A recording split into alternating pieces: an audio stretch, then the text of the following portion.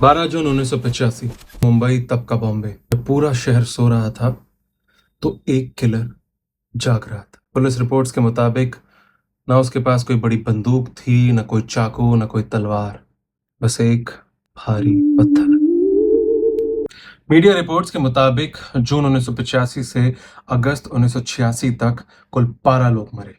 Same pattern, कोई struggle नहीं, कोई शाउटिंग नहीं, सिर्फ इंस्टेंट डेथ।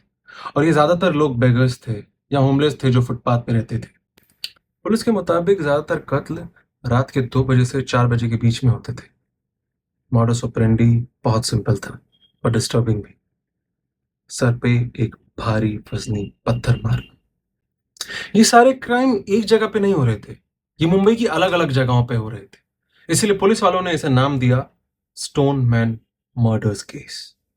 पुलिस ने इस केस से रिलेटेड काफी सारे लोगों को डिटेन किया, लेकिन उनके हाथ कुछ भी नहीं लगा, क्योंकि ना उनको कोई फॉरेंसिक प्रूफ मिला और ना कोई ऐसा आई विटनेस जो उनको क्लियर डिस्क्रिप्शन दे सके। अचानक से ये सारे कत्ल मुंबई में होना बंद हो गए।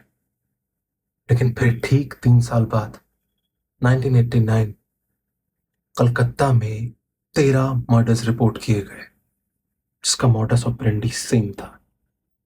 एक वजनी पत्थर, कोई स्ट्रगल नहीं, इंस्टेंट डेथ।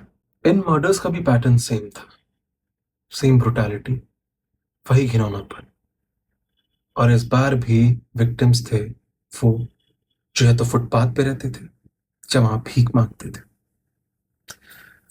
दोनों शहर की पुलिस कंफ्यूज हो गई थी कि क्या ये वही किलर है या कोई कॉपी कैट किलर।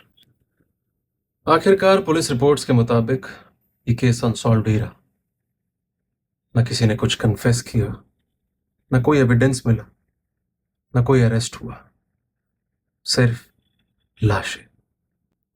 ये स्टोनमैन कौन था? ये एक इंसान था या एक बड़ा गिरोह? ये सिर्फ एक मीडिया का नैरेटिव था? आज तक नहीं पता चला, और शायद पता चले भी ना। वो कौन था या कौन थे, कहां से आए थे, कितने और लोगों को मारा। इससे ज्यादा इंपॉर्टेंट सवाल ये है कि वो लोग कौन थे जो मरे। वो कौन थे जिन्हें शहर ने अपना घर नहीं दिया, जिन्हें अपनाया नहीं, जिनकी मौत पे रोए नहीं, जिनके मरने की आवाज इतनी कम थी कि वो दब गए और अपने लिए न्याय नहीं मांग सके।